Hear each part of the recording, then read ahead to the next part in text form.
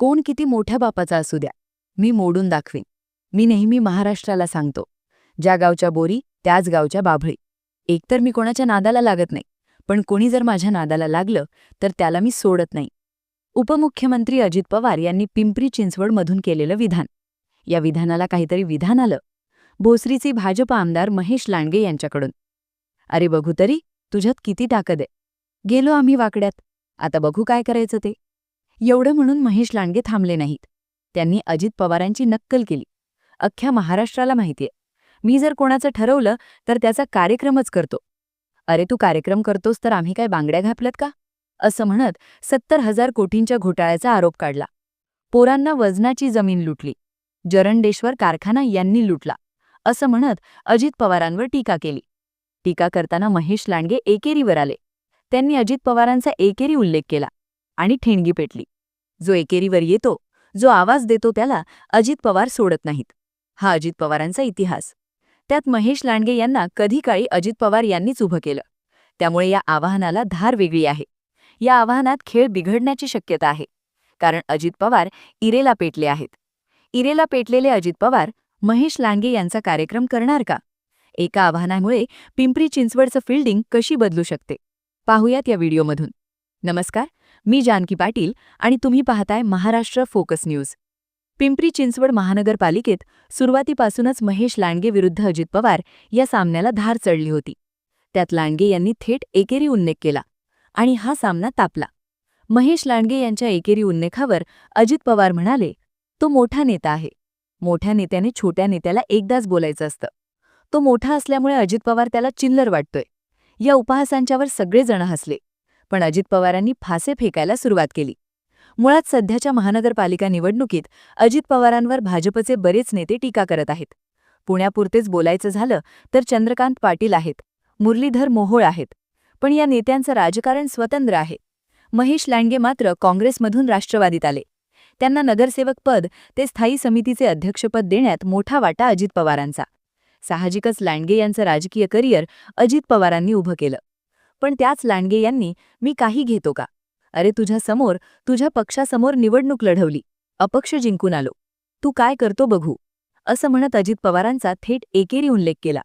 साहजिकच इतरांनी टीका करणं वेगळं, ज्यांना उभं केलं त्या महेशदादांनी टीका करणं अजित पवारांसाठी वेगळं. इरेला बेटण्याची कारणं, हे सगळं सांगितलं. काय घडलं हे समजून घेण्यासाठी याच्या पुढचा पिक्चर आहे. फिल्डिंगचा पहिला डाव महेश लांडगे यांनी खेळला. त्यांनी राष्ट्रवादीमध्ये ताकद असलेल्या नेत्यांना आपल्याकडे घेतलं. त्यांना तिकीट मिळवून दिलं. पिंपरी भोसरी पट्ट्यात लांडगे, चिंचवडमध्ये जगताप विरुद्ध अजित पवार अशी आखणी झाली. भूमिपुत्रांचा अभिमान नको, बारामती नको भानामती, हे मुद्दे लांडगे यांनी पुन्हा चर्चेत आणले. पण लांडगे एकेरीवर आले आणि अजित पवारांनी ठेवणीतले अस्त्र बाहेर काढले. चर्चेत आणलेल्या मुद्द्यांना आणखी धार दिली. कार्यक्रम करण्याचा पॅटर्न सुरू केला. आता अजित पवार महेश लांडगे यांचा कार्यक्रम करू शकतात, असं म्हणायचं पहिलं कारण म्हणजे भ्रष्टाचाराचा मुद्दा. 2017मध्ये पिंपरी चिंचवडमधून अजित पवारांची सत्ता गेली. तेव्हा चर्चेत होता विठ्ठल मूर्ती भ्रष्टाचाराचा मुद्दा. हा मुद्दा भाजपने इतका चर्चेत आणला की थेट सत्तापालट झाला. अर्थात त्यासाठी राष्ट्रवादीमधूनच घेतलेल्या नेत्यांचं पाठबळ सुद्धा महत्त्वाचं होतं. आता महेश लांडगे यांनी 70,000 कोटींच्या आरोपांचा मुद्दा चर्चेत आणला खरा, पण आरोप झाले आणि तुम्ही भाजपात आला असं म्हणत भाजपच्याच पायावर कुऱ्हाड मारून घेतली. पण त्यापलीकडे जाऊन अजित पवारांनी पिंपरी चिंचवड महानगरपालिकेत या भ्रष्टाचाराचा आरोप पुन्हा लावून धरला आहे. भटक्या कुकऱ्यांची नसबंदी करण्याच्या कामात पैसे खाल्ले. आशिया खंडातील सर्वात श्रीमंत महापालिका होती. यावर कर्ज आहे. महापालिकेच्या ठेवी बुडवल्या. कोणी ट्रॅक्टरचे रिंग करून भ्रष्टाचार करतात. हे पाप कुणाचं, असं म्हणत दादांनी महेश लांडगे यांना थेट टार्गेट केलंच होतं.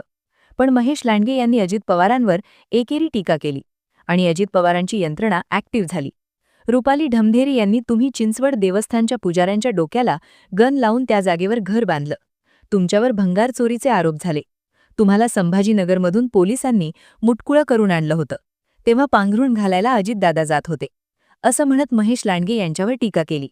पण या सगळ्यात स्वतः अजित पवारांनी भ्रष्टाचाराचा मुद्दा प्रचंड हायलाईट केला. ज्यात मेन घाव होता तो शीतलभाऊंच्या पादचारी पुलाचा. वस्तीतल्या आमदारांच्या कार्यालयाजवळ शीतलबाग पादचारी पुलाचं काम सुरुवातीला 70 लाखाला दिलं होतं. पण तो पूल पूर्ण होईपर्यंत 7 कोटींपर्यंत खर्च कसा जातो, या पुलावरून एक माणूस जात नाही. त्यातून कोणाचं भलं झालं हेही बघितलं पाहिजे, अशी टीका अजित पवारांनी केली. आता महेश लांडगे पिंपरी चिंचवड महानगरपालिकेच्या स्थायी समितीचे अध्यक्ष होते. त्यांच्या ऑफिससमोर या पुलाचं काम झालं होतं. या कामावरून त्यांच्यावर बरेच आरोप करण्यात आले. या आरोपांमुळे त्यांनी भाजप प्रवेश केला, अशी टीकासुद्धा त्यांच्यावर झाली. अजित पवारांनी पुलाचा मुद्दा, धनश्री कन्स्ट्रक्शन कंपनीची उलाढाल, कुदळवाडीचे पाडकाम, सीसीटीव्ही घोटाळा, इंडियन एक्सप्रेस घोटाळा असे अनेक प्रश्न उपस्थित केले आणि भ्रष्टाचाराच्या मुद्द्यावर लांडगे यांना आणि पर्यायाने भाजपला घेरलं.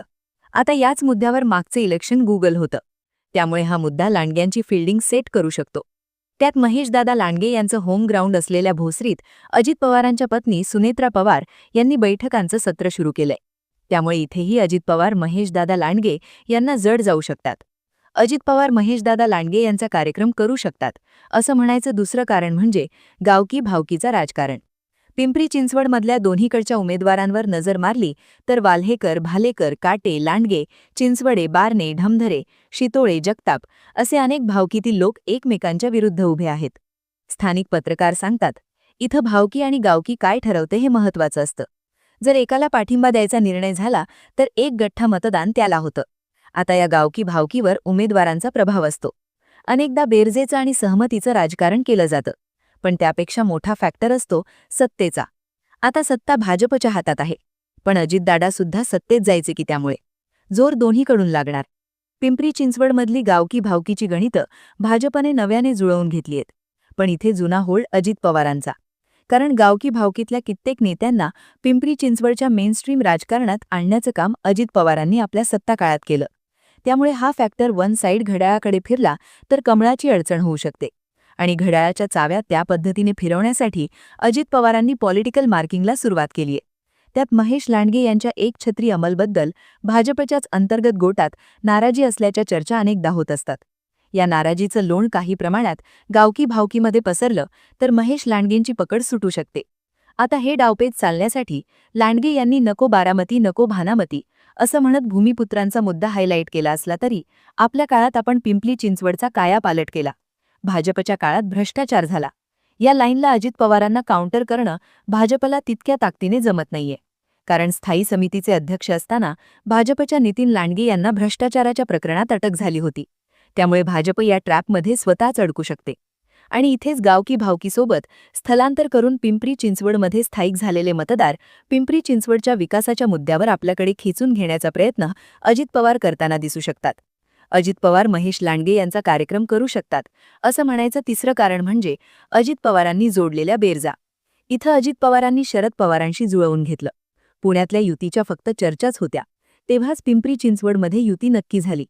मुळात इथे शरद पवारांना मानणारा वर्ग आहे. पवारांचा तो कनेक्ट आतून हललेला नाही. त्यात आझम पानसरे यांना सक्रिय करत अजित पवारांनी मुस्लिम मतांची पेरणी केल्याची चर्चा आहे. महेश लांडगे यांच्या आक्रमक हिंदुत्ववादी भूमिकेमुळे मुस्लिम मतदार भाजपपासून लांब गेलेत. अशावेळी आझम पानसरे यांना मानणारा मोठा वर्ग असल्यानं ते मुस्लिम समाजातलं वारं एक हाती फिरवू शकतात. विलास लांडे सुद्धा प्रचारात ॲक्टिव्ह आहेत. त्यांनी महेश लांडगे यांच्यासोबतचा जुना हिशोब पूर्ण करायचा आहे. त्यामुळे महेश लांडगे यांनी अजित पवारांची माणसं आणि नेते आपल्याकडे घेतले असले तरी जुने प्लेयर पुढे आणून अजित पवारांनी एक पाऊल पुढे टाकलं आहे, जे रोखणं महेश लांडगे यांच्यासमोरचे आव्हान आहे. थोडक्यात काय तर अजित पवारांचा एकेरी उल्लेख करून महेश लांडगे यांनी अजित पवारांना ट्रिगर केलंय. त्यामुळे आता पिंपरी चिंचवडमध्ये अजित पवार इतिहासाची पुनरावृत्ती करतात की महेश लांडगे विजयाची गदा उचलतात, हा निकाल बघण्यासारखा असेल.